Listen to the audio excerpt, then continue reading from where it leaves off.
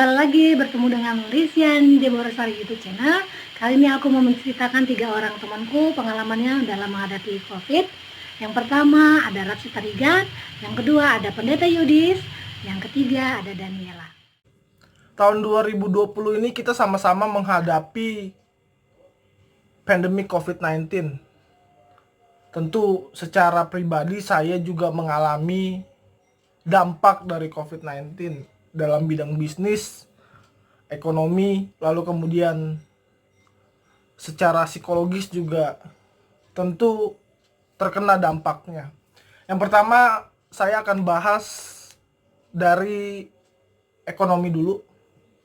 Jadi saya punya warung orang tua, lalu kemudian selama COVID-19 ini penghasilan kami jauh sangat berkurang, yang tadinya sehari bisa dapat penghasilan 4 sampai 5 juta, tapi kemudian bisa berkurang sampai 60%, sehingga paling kami per hari bisa dapat hanya 1,5 ataupun 1,8. Itu untuk warung saya, karena tidak bisa dipungkiri bahwa masyarakat pun daya beli untuk ke warung saya juga tidak punya, karena mereka sendiri juga ada yang terkena PHK, lalu kemudian ada yang pemotongan gaji dan yang lain sebagainya, sehingga itu berpengaruh terhadap kondisi penghasilan warung saya. Lalu kemudian saya juga memiliki usaha durian kupas. Jadi kalau teman-teman mau beli silakan. Sekarang promosi, enggak, bercanda. Jadi saya punya usaha durian kupas, durian Ucok Medan. Kemudian kalau ditanya sebelum COVID dan sesudah COVID, pasti jauh beda. Sebelum COVID, seminggu saya bisa menjual 35 kotak sampai 40 kotak, tapi setelah COVID ini bahkan sebulan pun 10 kotak nggak nyampe. Jadi bener-bener terkenanya tuh imbasnya besar sekali, seperti itu. Sehingga ini untuk saya memutuskan, saya berhenti dulu untuk menjalankan usaha durian tersebut. Lalu yang kedua kita akan bahas soal kondisi psikologis. Kondisi psikologis ini sangat berpengaruh bagi saya, karena saya pribadi adalah orang yang aktif, orang yang senang untuk memikirkan konsep ini. Itu pas tiba pandemi COVID-19, saya harus kerja di rumah, sehingga saya tidak bisa memberikan konsep, lalu kemudian berdiskusi dan yang lain sebagainya. Secara psikologis, secara psikis, sebulan 2 bulan masih bisa. Tapi ini sudah jalan 4 bulan dan rasanya gabut, stres, dan bingung mau temen cerita ke siapa, karena biasa ngobrol konsep apa segala macam. Pas COVID 4 bulan di rumah rasanya wow, sulit sekali. Kemudian saya juga guru, otomatis itu juga yang membuat saya sulit ketika saya mengajar. Biasa saya mengajar dengan gerakan tangan, dengan games, alat peraga dan yang lain sebagainya. Ketika COVID, saya harus ngajar by Zoom dan itu sulit sekali, karena pertama tantangannya harus membangunkan anak kalau anak belum bangun, lalu kedua sulitnya kalau sinyal, internet, wifi, apa segala macam terganggu, koneksinya terganggu, itu yang membuat sulit. Sekian, itu aja dari saya. Terima kasih. Terima kasih sudah mengizinkan saya berbagi cerita, pengalaman tentang dampak pandemi COVID-19 yang saat ini masih kita hadapi dalam kehidupan kita. Saya Pendeta Yudis yang saat ini sedang melayani di GKP Jemaat Sukabumi. Untuk dampak secara ekonomi, untuk saya pribadi dan juga keluarga tidak terlalu berdampak signifikan, tetapi dampak ekonomi itu begitu dirasakan oleh banyak warga jemaat, mulai dari yang berskala kecil dampaknya sampai yang berskala besar. Ada yang sampai kehilangan pekerjaan, ada yang kehilangan penghasilan dan sebagainya. Namun puji Tuhan, kami bisa tetap hadir gereja bisa tetap hadir untuk membantu meringankan beban yang mereka miliki saat ini. Begitu juga gereja masih bisa hadir untuk membantu warga-warga sekitar yang terdampak juga.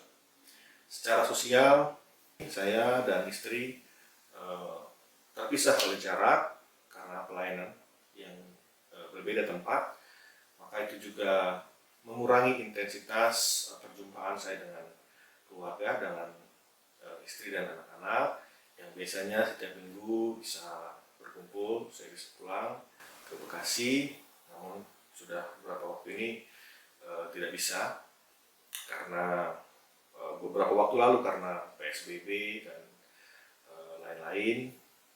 Dan sekarang meskipun PSBB sudah dilonggarkan, tapi juga belum bisa intens pulang karena pandemi ini memaksa atau mengharuskan, mewajibkan kita kemudian berpikir pola lain dalam pelayanan.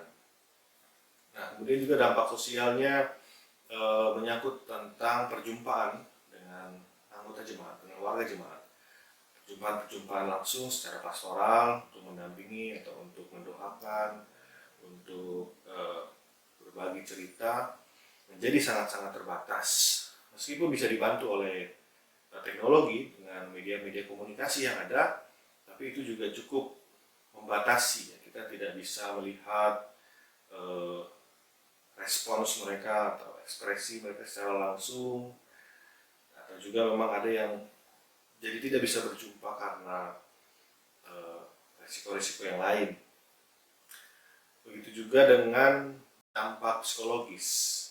Ya, tentu langsung atau tidak langsung berdampak ketika kita harus sebagai pendeta jemaat harus berusaha memikirkan cara-cara lain atau pola lain dalam pelayanan, bentuk-bentuk pelayanan yang relevan, yang efisien, yang efektif bagi warga jemaat, sehingga kebutuhan spiritualitas mereka tetap bisa terpenuhi bersama dengan para penatua dan juga anggota jemaat lain yang terlibat dalam pelayanan.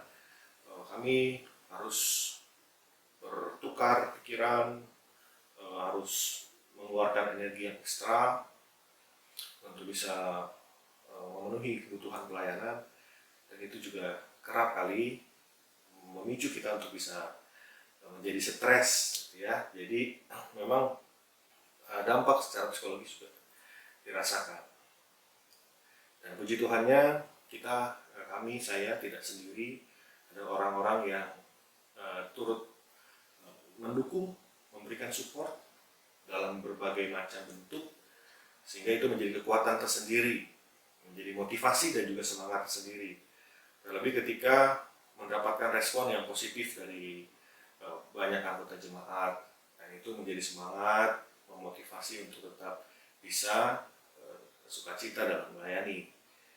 Nah, itu mungkin sedikit cerita atau apa yang saya rasakan terkait dengan dampak pandemi COVID-19 ini. Semoga kita semua bisa tetap sehat, tetap menjaga iman, menjaga imun, supaya kita tetap aman. Terima kasih Kalisi, sampai ketemu, sampai jumpa di waktu yang lain.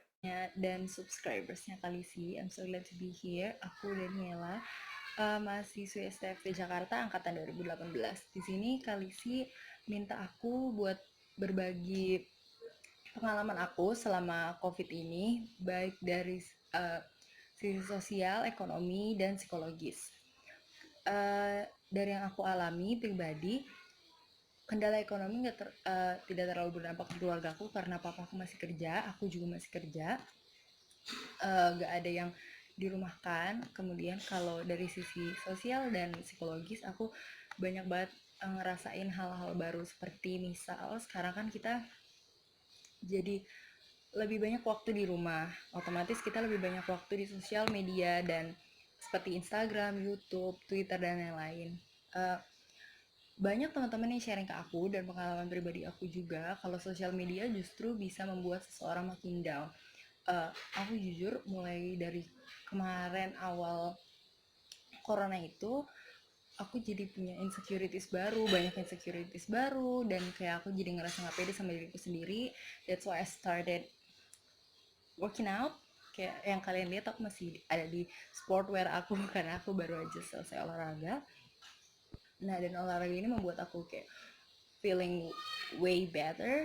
Jadi ya menurut aku banyak orang sekarang yang jadi krisis identitas, insecure dan lain-lain itu semuanya normal karena kita setiap hari ngeliatin sosial media, di mana di sosial media itu orang-orang membagikan hal-hal yang baik, yang seru, yang cantik, sehingga membuat kita kayak aku iri nih, aku pengen juga kayak dia, padahal belum tentu juga dia lebih baik dari kita atau dan lain-lain. Sebelumnya aku ngerasa kayak gitu sampai akhirnya aku olahraga, tapi justru setelah olahraga aku ngerasa kalau I still love myself, aku suka aku apa adanya.